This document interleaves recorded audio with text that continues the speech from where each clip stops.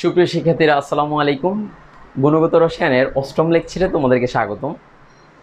গত ক্লাসে আমরা হাইড্রোজেন পরমাণুর ব্যাসার্ধ নির্ণয় শিখিয়েছিলাম এবং কিভাবে নাম মুখস্থ করে কিভাবে এটা বের করে আনতে হয় সেটা আমি তোমাদেরকে দেখিয়েছিলাম। আজকে আমি বলেছিলাম যে তোমাদের শর্টকাট কিছু নিয়ম শিখাবো এবং আরেকটা সূত্র অর্থাৎ হাইড্রোজেন পরমাণুর ব্যাগ নির্ণয় শিখাবো এবং শর্টকাট কিছু ওয়ে শিখাবো যে কোনো বা হাইড্রোজেনের অনুরূপ পরমাণু বা আয়নের জন্য কিভাবে শর্টকাটে তার ব্যাগটা বের করতে হয় সেটাও শিখাবো। অথবা হাইড্রোজেন পরমাণু যে গতকাল ব্যাসার্ধ শিখিয়েছিলাম সেই ব্যাসার্ধে আমরা হাইড্রোজেন পরমাণু না হয়ে সেটা যদি লিথিয়াম 2+ আয়ন হয় সেই ক্ষেত্রে ব্যাসার্ধটা কত শর্টকাটে শেখানো যায় সেই জিনিসটা ইনশাআল্লাহ আলোচনা করব। আর আমরা কিছু গাণিতিক সমস্যা সলভ করব। আর গাণিতিক সমস্যা সলভ করতে গেলে আমাদের যে বিষয়টা মাথায় রাখতে হয় সেটা হচ্ছে যে ক্যালকুলেশনটা তোমরা অনেকেই করতে জানো না, হয়তো অনেক সময় প্রবলেম হয়। তো সেই ক্যালকুলেশনটা আমি একদম হাতে কলমে দেখিয়ে দেওয়ার চেষ্টা করব যাতে করে তোমাদের ক্যালকুলেশনটা সহজভাবে হয়। তার উপরে যদি তোমাদের কোনো প্রশ্ন থাকে তাহলে সেক্ষেত্রে আমাকে জিজ্ঞেস করবা। আর আমি একটা ডিসাইড করলাম, তোমাদের গত ক্লাস নেওয়ার পরে অনেকের কোয়েশ্চেন ছিল, সেই কোয়েশ্চেনগুলো আমি একটু আলোচনা করব।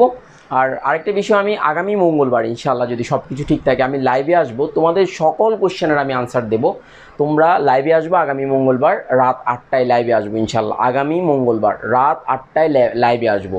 তোমাদের আমি এই পর্যন্ত যা যা পড়িয়েছি, যত ধরনের কোয়েশ্চেন আছে সবগুলো কোয়েশ্চেন আমাকে করবা, আমি ওখানে আনসারগুলো দেবো ইনশাল্লাহ। এবং যদি কোনো ধরনের থাকে আমাকে জিজ্ঞেস করতে পারবা, ঠিক আছে? আমি চিন্তা করলাম যে তোমাদেরকে আসলে অনেকগুলো প্রশ্ন থাকে, সেই প্রশ্নগুলো আসলে আনসার দেওয়া দরকার, ঠিক আছে? সেই কারণে আমি লাইভে আসবো, তোমরা আমাকে কোয়েশ্চেনগুলো করতে পারবে ইনশাল্লাহ, ঠিক আছে? তো তাহলে আজকে গত ক্লাসে যখন পড়িয়েছিলাম একটা মোস্ট কমন একটা কোয়েশ্চেন আসছিল আমার কাছে, সেই কোয়েশ্চেনটার আনসারটা প্রথমে একটু দিয়ে দিই, কারণ অনেকেই একটা কোয়েশ্চেন সবারই আসছিল। গত ক্লাসে আমি এটা পড়িয়েছিলাম, মনে আছে কিনা জানি না, আমি এইভাবে পড়েছিলাম কেন্দ্রমুখী বল কেন্দ্রবিমুখী বলে ব্যাপারটা। তো সেখানে তোমাদের একটা কমন কোশ্চেন ছিল যে যেহেতু এটা কুলম্বের সূত্রের কথা বলেছিলাম আমি, কুলম্বের সূত্র অনুসারে যে এখানে যে ধ্রুবক কেন্দ্রমুখী বল যেটা ছিল সেই কেন্দ্রমুখী বল এই F1 এর জন্য এখানে কেন সি বা ধ্রুবক ব্যবহার করা হয়নি, এই কোশ্চেনটা অনেকেই জিজ্ঞেস করেছো। হ্যাঁ, এখানে আমরা যখন পদার্থবিজ্ঞানে এসআই এককে করবো, স্পেসিফিকলি এসআই এককে করব, তাহলে সেক্ষেত্রে কিন্তু 1/4πε0 ওই জিনিসটা আসে।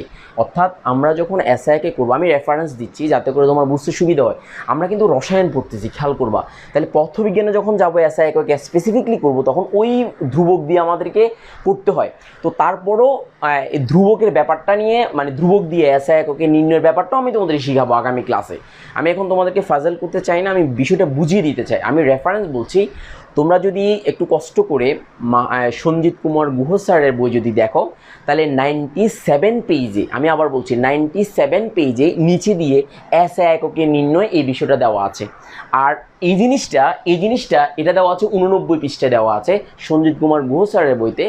89 পেজে তোমরা দেখবা যে এই জিনিসটা সিজিএস এককে নির্ণয় করতে হয়, একদম স্পষ্ট করে লেখা আছে। একমাত্র সঞ্জিত কুমার গুহ স্যারের বইতে এই রেফারেন্সগুলো দেওয়া আছে, আর অন্য কোনো বইতে, এবং ইদানিং মাহবুব লিঙ্কনের বইতেও স্পেসিফিকেশন ছিল না, কিন্তু এমনি এসআই এককে আলাদা করে দেওয়া ছিল তোমার ইয়ার বইতে, এটা কি বলে মাহবুব লিঙ্কন স্যারের বইতে।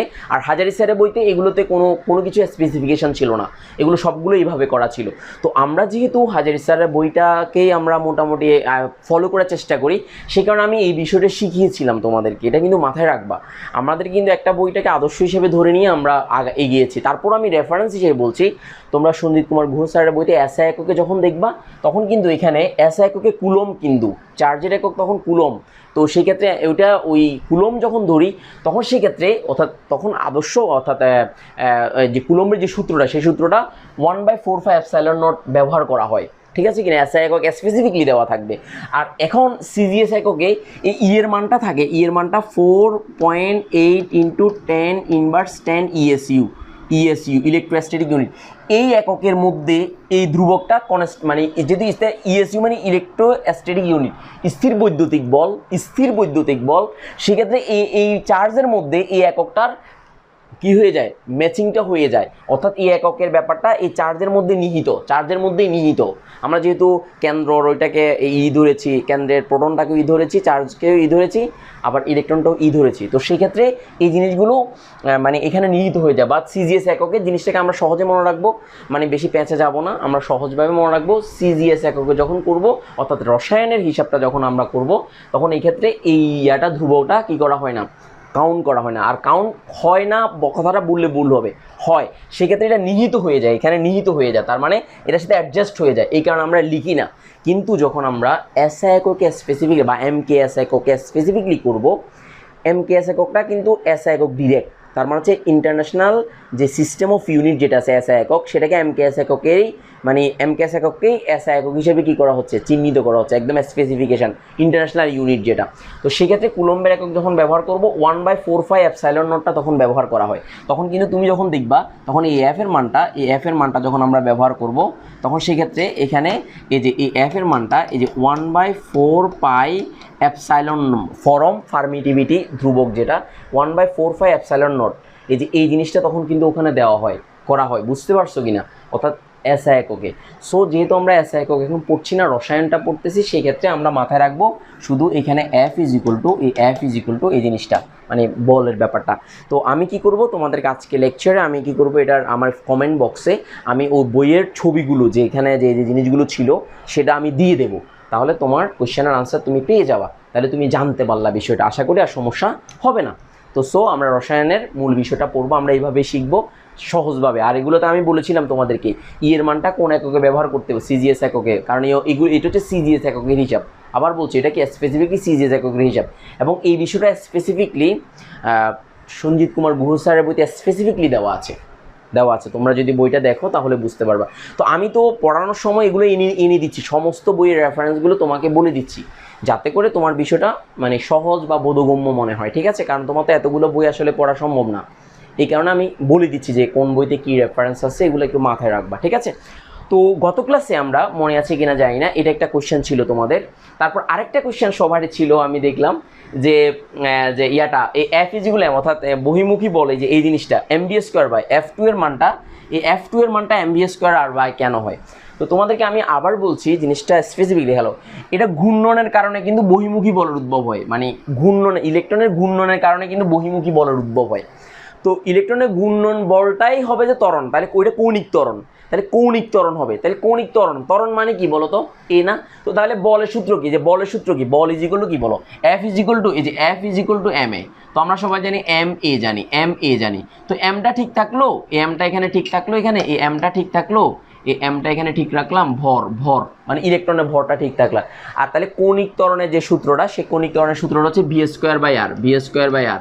তাহলে পদার্থবিজ্ঞান বইতে আমি তাও রেফারেন্স হিসেবে বলছি, তোমাদের পদার্থবিজ্ঞান বইয়ের তোমরা যদি আমি রিসার্চ স্যারের বইটা দেখো, তাহলে সম্ভবত 81-82 পৃষ্ঠাতে এই কৌণিক ত্বরণ 81, একদম স্পেসিফিকলি বলছি 2018 সালের বইতে 81-82 পৃষ্ঠাতে এই জিনিসগুলো দেওয়া আছে। 180 এবং 182 পৃষ্ঠাতে দেওয়া আছে, 180, 81, 82, এই তিনটা পৃষ্ঠা দেখলে তোমরা বুঝতে পারবা যে আমি রিসার্চের বইতে তো এই কৌণিক ত্বরণের ব্যাপারটা পাবা। এরপরে ধরো তোমার শাহজাহান তপন স্যারের বই যদি দেখো, ওখানেও তোমরা দেখতে পারো পদার্থবিজ্ঞান তৃতীয় অধ্যায় এই কৌণিক ত্বরণ ব্যাপার। তো এগুলো যেহেতু আমার পড়ানোর রসায়নের বিষয় না, সেই কারণে আমি জিনিসগুলোকে তোমাদেরকে নর্মালি শিখিয়ে দিয়েছিলাম, মনে আছে কিনা জানি না।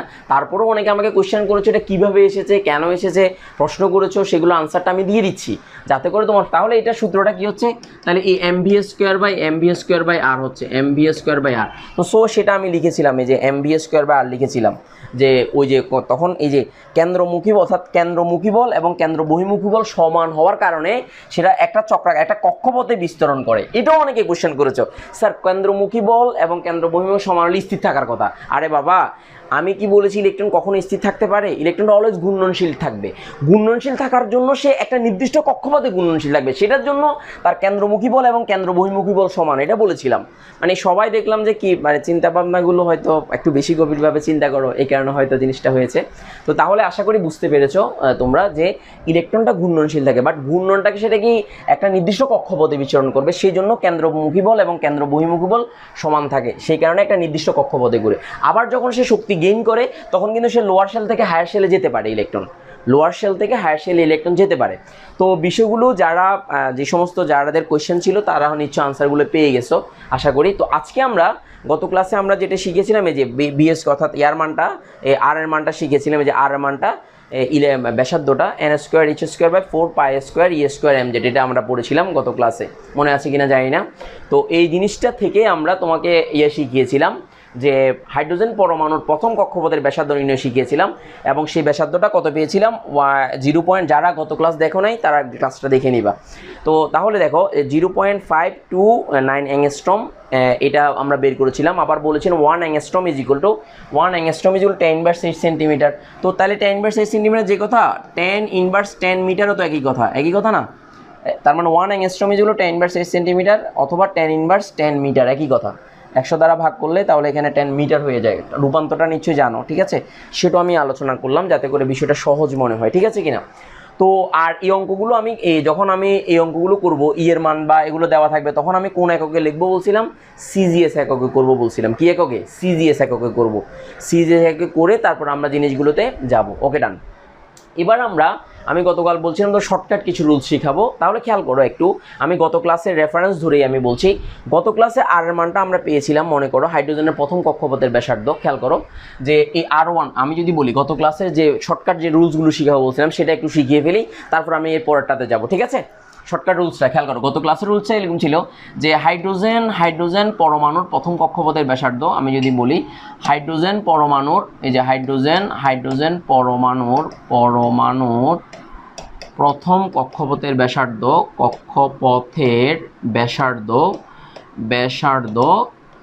কত? এই R1 যদি আমি ধরি, R1 ইজ ইকুয়াল টু, তাহলে এই N1, এটা যেহেতু প্রথম কক্ষপথ এখানে N1 square H square 4 pi square E square M Z, এরকম ছিল, রাইট? এরকম ছিল N1। তাহলে N1 মানে 1 এর মান। তো তাহলে আমরা বের করে ফেলি, এটা আমি নর্মাল দিয়ে বের করি। তাহলে সেক্ষেত্রে তোমার এটা হবে N এর মান যেহেতু 1, তাহলে আমি এখানে 1 লিখি। N এর মানটা আমি লিখলাম, এখানে 1 লিখলাম। দেখো খেয়াল করো, তাহলে প্রথম কক্ষপথের ব্যাসার্ধ আমি এখানে লিখলাম 1 square into H square 4 pi square E square M into 1। এখন জেড এর মান কেন 1 বলো তো? কারণ হাইড্রোজেনের পারমাণবিক সংখ্যা যেহেতু 1, তাহলে জেড মানে হচ্ছে পারমাণবিক সংখ্যা মানে হচ্ছে প্রোটন সংখ্যা, তাহলে জেড এর মান 1 হাইড্রোজেনের। কিন্তু যদি সেটা লিথিয়াম হতো তাহলে জেড এর মান 3 হতো, সেটা যদি হিলিয়াম হতো তাহলে জেড এর মান 2 হতো। এগুলো কিন্তু মাথায় রাখবা। বেরিলিয়াম হলে জেড এর মান 4 হতো, ঠিক আছে কিনা? পারমাণবিক সংখ্যা জানো তো নিশ্চয়ই এগুলো।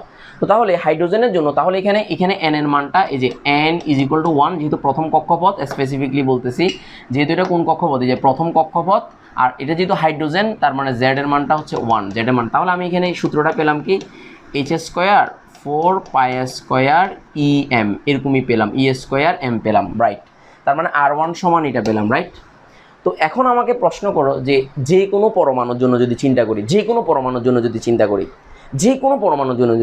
তাহলে সেক্ষেত্রে আমি খেয়াল করো, বুঝানো, যে কোনো পরমাণুর জন্য যদি চিন্তা করি তাহলে এই আর, এখানে আর ধরলাম RN, মানে যে কোনো পরমাণুর এনতম কক্ষপথের ব্যাসার্ধ যদি চিন্তা করি, যে কোনো পরমাণুর, সেটা হতে পারে লিথিয়াম 2+। আবার বলছি, যে কোনো পরমাণুর বললেও আবার কিন্তু মাথায় রাখতে হবে একটা ইলেকট্রন বিশিষ্ট পরমাণু বা আয়নের জন্য। তার মানে বোরের পরমাণু মতবাদের শর্তটা ছিল তার মধ্যে একটা মাত্র ইলেকট্রন থাকতে হবে, একটা মাত্র ইলেকট্রন বিশিষ্ট পরমাণু বা আয়নের জন্য প্রযোজ্য ছিল বোরের মডেলটা, খেয়াল করবা। তার মানে কেন্দ্রে প্রোটন যতটা থাকবে ডাজেন্ট ম্যাটার, বাহিরে কিন্তু একটা ইলেকট্রনই থাকতে হবে, সেটা কিন্তু শর্ত ছিল। আমাকে প্রশ্ন করার সময় খেয়াল করবা এই জিনিসগুলো।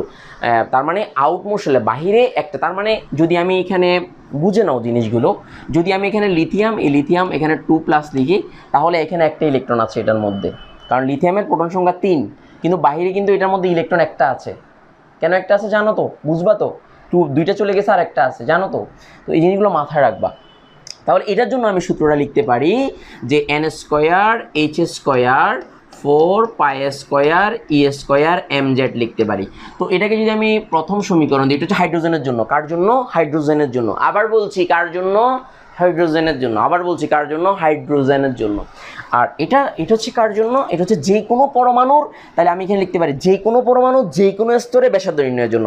তবে শর্ত থাকবে যে একটি মাত্র ইলেকট্রন বিশিষ্ট পরমাণু বা আয়নের জন্য, শর্তটা হচ্ছে এটা।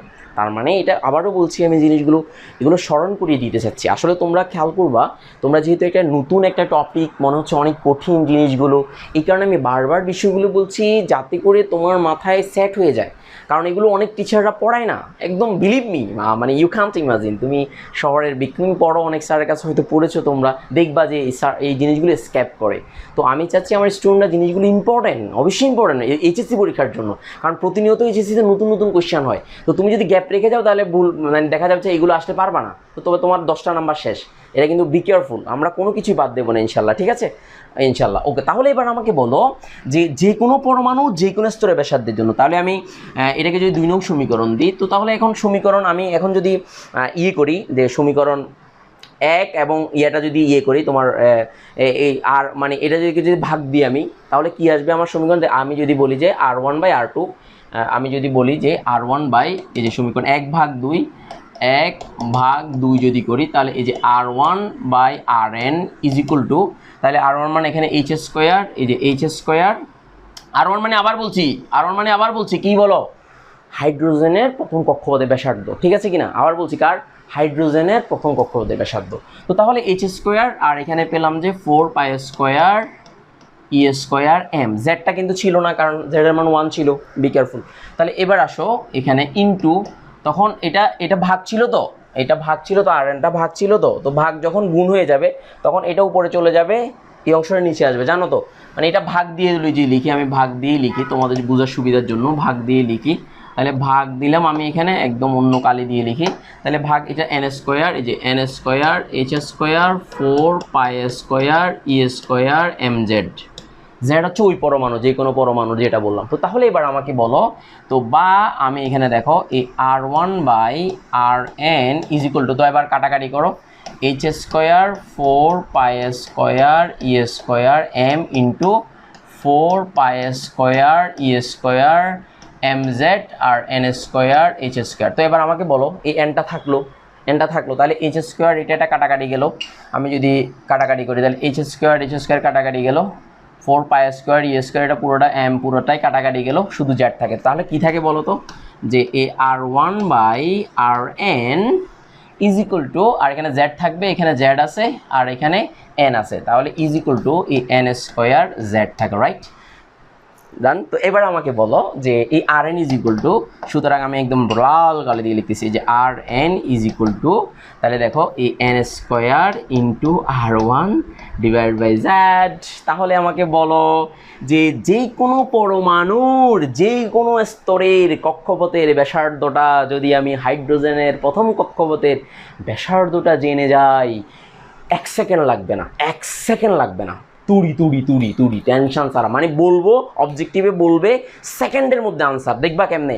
তাহলে এখন তোমাকে যদি প্রশ্ন করি, চালাকি দেখছো, এবার দেখো আমি যে এই Rn ইজ ইকুয়াল, আমাকে যদি এখন দেখো আমি টেকনিক দেখাই, হ্যাঁ, তাহলে তোমরা বুঝে যাবা। তাহলে এই R1 এর মানটা গতকাল আমরা বের করেছিলাম, মনে আছে কিনা জানি না, আমি আবার বলছি একদম R1 এর মানটা, এই যে এই R1 এর মানটা হাইড্রোজেনের প্রথম কক্ষপথের ব্যাসার্ধ 0.529 অ্যাংস্ট্রম, মনে আছে কিনা? এটা গত ক্লাসে বলছিলাম না, এটা মনে রাখার জন্য বলেছিলাম কিনা? তো এবার আসো, তো আমাকে এখন যদি আমি যদি কোনো অঙ্ক করি, তাহলে এই দেখো, তাহলে এই Rn ইজ ইকুয়াল টু আমি লিখতে পারি, তো তাহলে এখানে দেখো এই n²/z ইন্টু এই যে 0.529 অ্যাংস্ট্রম। তো এই মানটা যদি মনে থাকে আমার, যে কোনো পরমাণু যে কোনো স্তরে ব্যাসার্ধটা নির্ণয় করা আমার জন্য তুড়ি না, বলছিলাম না টেকনিক শিখাবো। তো এখন তোমাকে যদি আমি প্রশ্ন করি, হাইড্রোজেন পরমাণুর তৃতীয় স্তরের ব্যাসার্ধ নির্ণয় করো, তৃতীয় কক্ষপথের ব্যাসার্ধ নির্ণয় করো। আমি যদি তোমাকে প্রশ্ন করলাম, আমার প্রশ্নটা কি, আবার বলছি, হাইড্রোজেন পরমাণুর তৃতীয় কক্ষপথের ব্যাসার্ধ নির্ণয় করো। আমি এখান থেকে তোমাকে করাই দিচ্ছি, হাইড্রোজেন পরমাণুর তৃতীয় কক্ষপথের ব্যাসার্ধ নির্ণয় করো। হাইড্রোজেন পরমাণুর তৃতীয় কক্ষপথের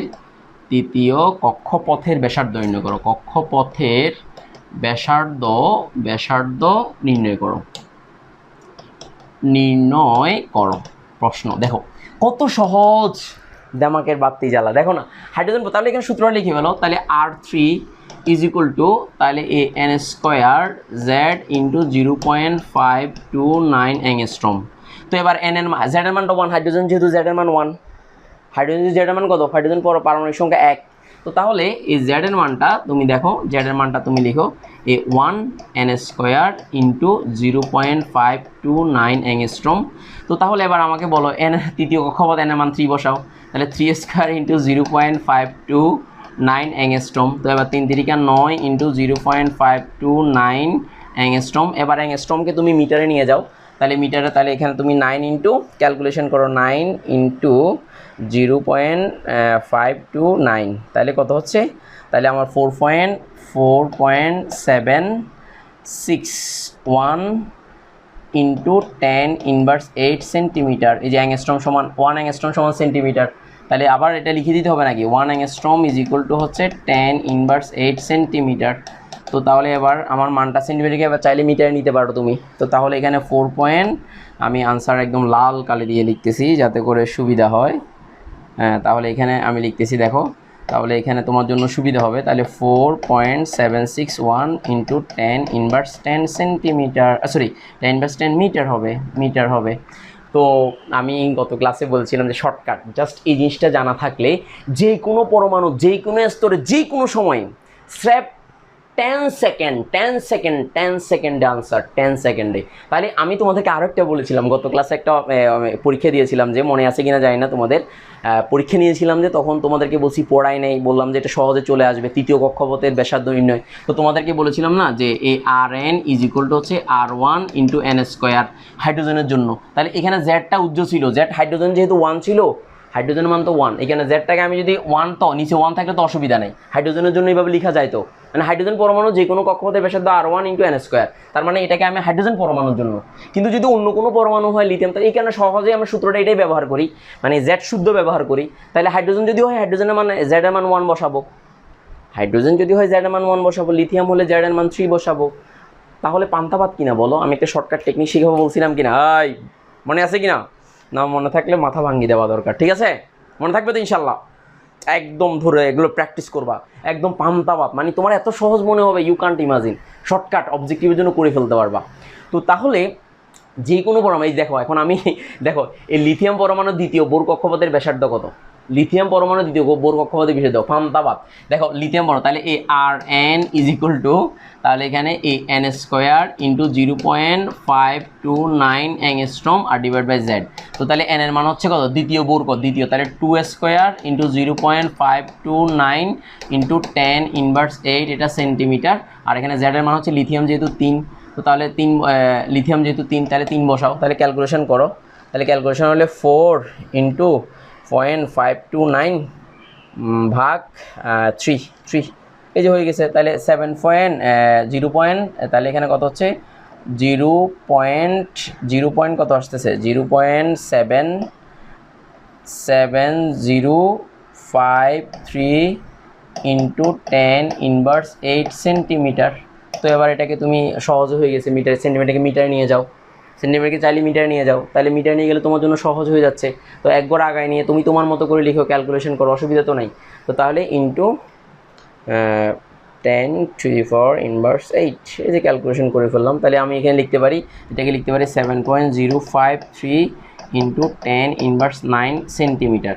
এটাকে এক গড় আগায় দিলাম, এক গড় পিছিয়ে গেল, ক্যালকুলেশন অটোমেটিক চলে আসবে, ঠিক আছে? এরপরে তুমি সেন্টিমিটার থেকে মিটারে নিয়ে যাও, এটা থেকে মিটারে নিয়ে গেলে কত হবে, তখন 7.053 ইন্টু 10 ইনভার্স 11 মিটার। এখন মিটার কেমনে আসে জানো তো, সেন্টিমিটারকে 100 দ্বারা ভাগ করলে মিটার হয়, তো 100 দ্বারা ভাগ করা মানে কি, নিচে 10 ইনভার্স 2 হওয়া, তো ইনভার্স 2 হলে 11 হয়ে গেছে। এগুলো তো নিশ্চয়ই জানো। তারপরে যদি কারো বেসিকে একদম সমস্যা থাকে, স্যারকে সরাসরি ফোন দিবা, মানে সাই ফিল করার দরকার নেই। মানে অনেকের হয়তো প্রবলেম থাকতে পারে, কারণ এখানে অনেকের যেহেতু একটা লেভেল পার করে আসছে, অনেক সময় সমস্যা থাকতে পারে। যদি থাকে স্যারকে সরাসরি ফোন দিবা, SMS-ও পাঠানোর দরকার নেই, ডাইরেক্ট ফোন করবা, স্যার আমি এই জিনিসটা বুঝিনি, আমাকে একটু 2 মিনিট 1 মিনিট আমার সাথে কথা বলেন। আমার ফোন নাম্বার জানা আছে, আমাকে সাথে সাথে ফোন করবা, সাথে সাথে আমি বুঝিয়ে দেবো। তো তাহলে দেখছো কি না এটাতে, তার মানে আর সূত্রটাও বসানোর দরকার হচ্ছে না। ওই যে সূত্র, এত বড় সূত্র অনেক সময় মনেও না থাকে, সূত্রটা মনে আছে তো, এটা আর একটা সূত্র কোনটা দিয়ে করা যায় মনে আছে কিনা? এখানে তোমাকে স্পেসিফিক লিখতে হবে, জানা আছে হাইড্রোজেনের প্রথম কক্ষপথের ব্যাসার্ধ কত, 0.529 অ্যাংস্ট্রম, এটা তোমাকে লিখতে হবে। তো অনেক সময় এটাকে আর কোন সূত্র দিয়ে ব্যবহার করা যায় মনে আছে তো, যে এই RN ইজ ইকুয়াল টু এই যে n square h square n square h square 4 pi square e square mz। তো এই সূত্র দিয়ে তো করতে পারবা, এই সূত্র দিয়ে তো এর মানটা 4 করতে পারবা, তো এই সূত্র দিয়েও। মানে এই সূত্র দিয়েও করা যাবে, এই সূত্র দিয়েও করা যাবে। তো আমি শর্টকাটটা দেখাইলাম, বুঝাইতে পারছি? তো তোমরা যারা এটা মনে থাকবে না, এটা দিয়ে করে ফেললেও কোনো সমস্যা হবে না, শুধু পাশে দিয়ে লিখে দিতে হবে, সুন্দর করে গুছিয়ে লিখে দিবা যে হাইড্রোজেনের প্রথম কক্ষপথের ব্যাসার্ধ এত অ্যাংস্ট্রম জানি। তো এইভাবে তোমরা অঙ্কগুলো করলে মার্কস পাবা, কোনো সমস্যা হবে না, ঠিক আছে? তো এটা দিয়ে করতে পারো, এটা দিয়ে করতে পারো, তোমার ইচ্ছা। আমি শর্টকাট সূত্র শিখালাম, তারপর যে কোনো স্তরে যে কোনো কক্ষপথের ব্যাসার্ধ নির্ণয় শিখালাম, ঠিক আছে? আজকে আমরা আরেকটা জিনিস শিখাবো, খেয়াল করো, যে আবর্তনশীল ইলেকট্রনের বেগ নির্ণয়। তো আমরা বেগ শিখাবো, বেগটা শিখাবো আজকে। তো হাইড্রোজেন পরমাণু, তাহলে আমরা দেখবো যে হাইড্রোজেন পরমাণুর ব্যাসার্ধ নির্ণয়। এখন আমরা ব্যাসার্ধ নির্ণয়টা আমরা জেনেছি, এই যে এখানে যে Rn = যে n²h² 4πr² e²mz। এখন আমরা হাইড্রোজেন পরমাণুর কক্ষপথের ইলেকট্রনের বেগ নির্ণয়, তাহলে ইলেকট্রনের বেগ নির্ণয়, যে হাইড্রোজেন পরমাণুর ইলেকট্রনের কি নির্ণয়? বেগ নির্ণয় শিখবো আমরা। কি নির্ণয় শিখবো? আবার বলছি, বেগ নির্ণয় শিখবো। তো তাহলে খেয়াল করো, একদম সোজা পান্তাবাদ, এই সূত্রটা জানলে বেগ নির্ণয়টা একদম পানির মতো সহজ। তো তাহলে দেখো, খেয়াল করো, তুমি যদি সহজভাবে যদি জানো, তাহলে তোমার জন্য বিষয়টা একদম পানির মতো। আমরা জানি বোরের পরমাণু মডেলের দ্বিতীয় স্বীকার্য থেকে আমরা জানি MVR = NH/2π, এটা আমরা জানি। তো তাহলে সোজা কথা, আর এর মানটা আমরা বসাই দেবো। তো বা এখানে, এই যে বা এখানে V = ANH, আর এখানে হচ্ছে 2π AMR। তো আর মানটা বসাই দেবো আমরা। তো তাহলে বসাই, তাহলে ANH, তো তাহলে 2π এখানে m, আর মানটা হচ্ছে n², এই যে n², h² 4π² e²mz। তো ক্যালকুলেশন করি আমরা। তো ক্যালকুলেশন করলে আমাদের জন্য পান্তাভাত। দেখো ক্যালকুলেশনটা করলে আমরা এখানে NH থাকবে, তারপর এখানে যদি আমরা ক্যালকুলেশন করি তাহলে এই মানটা উপরে চলে যাবে, এখানে 2π m n² h² আর ইন্টু এখানে হবে 4π² e²mz, এটা উপরে চলে যাবে। তো ক্যালকুলেশন করি আমরা সোজা ভাষায়, আমি একদম সহজভাবে করি। ক্যালকুলেশনটা যদি করি তাহলে এখানে দেখো π² একটা, এখানে দুইটা আছে, তো পাই তাহলে এখানে একটা কাটা যাবে, তাহলে 2 আছে, এখানে 2 আছে, এখানে 2 কাটাকাটি গেলে 2 হচ্ছে, m এখানে একটা আছে, এখানে একটা আছে, m কাটাকাটি গেছে, তাহলে n এখানে দুইটা, h এখানে একটা, তাহলে কাটাকাটি গেলে নিচে থাকবে এই nh থাকবে, এই যে এখানে nh একটা, এখানে nh কাটাকাটি করলে nh, তো তাহলে এখানে 2 থাকতেছে, এই যে 2 থাকতেছে, পাই এখানে একটা, এখানে তাহলে আরেকটা পাই থাকতেছে। তাহলে বোঝার জন্য আমি কাটাকাটি, জিনিসটা আসলে করাটা উচিত না কাটাকাটি, মানে বোঝার জন্য আমি করলাম আর কি, কারণ তুমি তো বুঝো জিনিসগুলো। তো তাহলে এখানে থাকতেছে পাই থাকতেছে, আর এখানে থাকতেছে e², তো এখানে কাটাকাটি করে তাহলে e² আর এখানে z থাকতেছে। তো তাহলে এখন আমাকে বলো যে বেগ নির্ণয়ের সমীকরণ হচ্ছে 2π e²z/nh। তো সুতরাং আমি এখানে বলতে পারি, আমি রেড মার্কস দিয়ে লিখতেছি, তাহলে সুতরাং বেগ নির্ণয় Bn = 2π e²z/nh। তো এখন প্রশ্ন হতে পারে, তুমি অনেকে আমাকে প্রশ্ন করতে পারো, স্যার আমরা যে ব্যাসার্ধ, যখন আমরা যে বেগ নির্ণয় করব কোন সূত্রে, এই সূত্রটা ব্যবহার করব নাকি এই সূত্রটা ব্যবহার করব? এই কথাটার আনসার এই ইকুয়েশনের মধ্যেই দেওয়া আছে। ইকুয়েশন দেখো, এই বেগ নির্ণয় এখান দিয়ে করতে পারো, তার মানে এই সূত্র দিয়ে সরাসরি করতে পারো, আবার তুমি এই সূত্র দিয়ে করতে পারো, সো দুইটাই কারেক্ট। এখন প্রশ্ন হচ্ছে তুমি বেগ এটা দিয়েও নির্ণয় করতে পারো, এটা দিয়েও নির্ণয় করতে পারো। এখন প্রশ্ন হচ্ছে তুমি কোন সূত্রটা অ্যাপ্লাই করবা। দিমাগ যদি ঠিক থাকে তাহলে তোমার প্রশ্নটার আনসার এখানেই নিহিত। দেখো আনসারটা আমি দিয়ে দিচ্ছি। দেখো এখানে বেগ নির্ণয় করতে গেলে আর মানটা জানা লাগে, রাইট? আর এখানে বেগ নির্ণয় করতে গেলে দেখো আর এর কি কোনো মান এখানে অস্তিত্ব আছে, কোনো কিছু লাগে, আর মানটার কিছু আছে? আমাকে বাতি মাথায় ঢুকছে? তো তাহলে কোনো অঙ্কে যদি ব্যাসার্ধের মান দেয়া থাকে দেন তুমি এই সূত্র ব্যবহার করে বেগ নির্ণয় করতে পারবা। কোনো অঙ্কে যদি ব্যাসার্ধের মান দেয়া না থাকে, যেমন তোমরা ওই যে বলছিলে স্যার ব্যাসার্ধ দেওয়া না, এখানে বি কেমনে নির্ণয় করব, মনে আছে পরীক্ষা নিয়েছিলাম যে বলছিল না, মনে আছে কি না? মনে থাকতে হবে, এই মনে ছিল সেটা বলতেছি। আর এর ব্যাসার্ধের মান যদি দেয়া না থাকে তাহলেও বেগটা নির্ণয় করা যায়। সেটা সূত্র হচ্ছে এটা, ই এর মান তখন কি কোন এককে ব্যবহার করতে হবে? সিজিএস এককে ব্যবহার করতে হবে। কোন একক ব্যবহার করতে হবে? সিজিএস। তখন এই ব্যাগের মানটা সিজিএস একক ব্যবহার করলে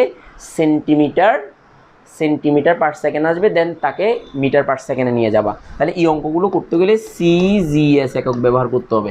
আগেও বলেছি, মাথায় ঢুকছে তো, সিজিএস একক ব্যবহার করতে হবে, মাথায় ঢুকছে তো, এই অঙ্কগুলো সবগুলো সিজিএস একক দিয়ে করবা। আর এসআই এককেও ওই যে তোমাদের ওই সূত্রটা ব্যবহার হবে, যে কুলম্বের যে সয়াটা তোমার ধ্রুবমানটা ব্যবহৃত হবে যদি এসআই এককে করো বা এমকেএস এককে করো। তো সব অঙ্ক কোন এককে করবা, সিজিএস এককে করবা। তো করলে এটার একক বের হবে সেন্টিমিটার পার সেকেন্ড। তো এখানে কিন্তু সিজিএস একক করতে পারবে, এমকেএস একক করতে পারবে এখানে, বাট এই জায়গাতে সিজিএস একক করবা, ঠিক আছে কিনা, এটা যাতে মনে থাকে। তো এখন এই প্রশ্নগুলোর আনসার আমরা খুঁজবো। তো এখন আমরা এই ব্যাগ এখান দিয়েও পাবো, এখান দিয়েও পাবো, এই সূত্রটার আমরা কতগুলো গাণিতিক সমস্যা সলভ করব, 2 মিনিট লাগবে। তাহলে এখানে দেখো, হাইড্রোজেন পরমাণুর তৃতীয় কক্ষপথে আবর্তনশীল ইলেকট্রনের ব্যাগ কত? হাইড্রোজেন পরমাণুর তৃতীয় কক্ষপথে আবর্তনশীল ইলেকট্রনের ব্যাগ কত? আচ্ছা আমাকে বলো, এখানে কি কোনো কিছু দেয়া আছে? এখানে কি ব্যাসার্ধের মান দেয়া আছে? নাই তো। তো সূত্র কোনটা ব্যবহার করব? এই সূত্রটাই ব্যবহার করব, যে Bn ইজ ইকুয়াল টু, যে Bn is equal to 2 pi e square z by n h. তাহলে Bn is equal to 2 pi e square z by n h, right? তো এখন আমাকে বলো এন এর মান কত বসবে? এন এর মান কত বসবে বলো, এন এর মান কত বসবে? এন ইজ ইকুয়াল টু 3 বসবে। তারপর হচ্ছে ই এর মানটা 4.8 ইন্টু 10 ইনভার্স 10 ESU বসবে। জেড এর মানটা যেহেতু হাইড্রোজেন তাহলে 1, যেহেতু হাইড্রোজেন এই কারণে 1 জেড এর মানটা। আর এইচ এর মানটা 6.626 ইন্টু 10 ইনভার্স 27 আর্ক সেকেন্ড বসবে। তো তাহলে এবার NH ই এর মানটা গেল, এন এ তো ঠিক আছে, তো এবার মানটা বসাই দিয়ে ক্যালকুলেশন করবা, ক্যালকুলেশন করে কত আনসার হয়ে চেক করবা, ঠিক আছে? এই অঙ্কগুলো হাজারি স্যারের বইতে দেওয়া আছে, আমি শুধু তোমাদেরকে শর্টকাট টেকনিকগুলো দেখিয়ে দিচ্ছি, ঠিক আছে কিনা? আর কারো কাছে যদি হাজারি স্যারের বইটা না থাকে তাহলে আমাকে নক দিলে, হোয়াটসঅ্যাপে নক দিলে আমি তোমাকে হাজারি স্যারের বইয়ের পিডিএফটা দিয়ে দিতে পারবো, ঠিক আছে? যদি প্রয়োজন হয়, আমি না হলে আমি গ্রুপে দিয়ে দেবো হাজারি স্যারের বইয়ের পিডিএফটা, তোমরা ওখান থেকে কালেক্ট করবো। তাহলে টেকনিক বুঝছো তো? তখন এই এককটা আসবে, এটার বিএন এর একক হবে সেন্টিমিটার পার সেকেন্ড হবে, সেন্টিমিটার পার সেকেন্ড হবে, এককটা বের হবে, ঠিক আছে কিনা? তো ক্যালকুলেশন করবা। এরপর আসো এই দ্বিতীয় নম্বর অঙ্কটাতে আমি এটুকু বুঝিয়ে দিই। তাহলে এখানে বলছে হাইড্রোজেন পরমাণুর ইলেকট্রনটির ব্যাগ যদি আলোর ব্যাগের এত ভাগের এত অংশ হয়, ইলেকট্রন কোন কক্ষপথে আবর্তন করছে, ইলেকট্রন কোন কক্ষপথে আবর্তন করছে, খেয়াল রাখবা। হাইড্রোজেন পরমাণুর ইলেকট্রনটির ব্যাগ যদি আলোর ব্যাগের এত ভাগের এত অংশ হয়, তাহলে ইলেকট্রনটি কোন কক্ষ, তার মানে এন এর মানটা চাইছে, এন এর মানটা হোয়াট চাইছে, এন এর মানটা হোয়াট। তো তাহলে তুমি সোজা কথা, ইলেকট্রনের ব্যাগ চাইছে, তো তাহলে ইলেকট্রনের ব্যাগ ইজ ইকুয়াল টু কত হবে? ব্যাগ আলোর ব্যাগ হচ্ছে, আলোর ব্যাগ আমরা সবাই জানি 3 ইন্টু 10 সেন্টিমিটার পার সেকেন্ড। আমরা সেন্টিমিটার পার সেকেন্ড কেন ধরবো বুঝছি, তার যেহেতু আমরা সিজিএস এককে করবো, এখানে সেন্টিমিটার পার সেকেন্ড এককে ধরলাম। তো তাহলে আলোর ব্যাগটা আমরা পেলাম ও ইটসকে। তো এবার আমাদেরকে যেটা করতে হবে সেটা হচ্ছে যে এইটা হচ্ছে ইয়ার ব্যাগ, আলোর ব্যাগ, এটা সি এর মান, আলোর ব্যাগটা হচ্ছে এটা। তো তাহলে আমাকে ইলেকট্রনের ব্যাগ বি ইজ ইকুয়াল টু কত বলবে? বি ইজ ইকুয়াল টু, তাহলে এই 1/275 into 3 into 10 centimetre per second হবে। তো তাহলে বি এর মানটা পেয়ে গেছি। তো বি এর মানটা যদি পেয়ে যাই তাহলে আমাদের সূত্র কি? সূত্রটাই মাত্র আমরা দেখলাম যে Vn ইজ ইকুয়াল টু কি, মনে আছে তো?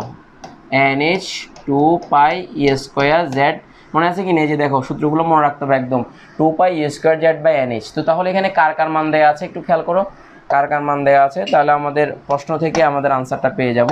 তো মান দেওয়া আছে, এই ভি এর মানটা দেওয়া আছে, তারপর হচ্ছে পায়ের মান জানো 3.1416 অথবা 3.14 বসাতে পারো। ই এর মানটা তুমি জানো, ই এর মানটা কত বসাবো? 4.8 into 10 inverse 10 ESU, electrostatic unit.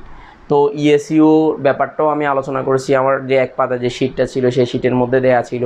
কারো যদি তোমাদের শিটটা লাগে সেটাও বলিও, আমি তোমাদেরকে দিয়ে দেবো। আর তোমাদের এখানে অনেকেই ভর্তি হও নাই, প্রায় অনেকে, প্রায় 100-150 জনের মতো মনে হয় এখনও, 140-42 জনের মতো এখনও ভর্তি হওয়া নেই।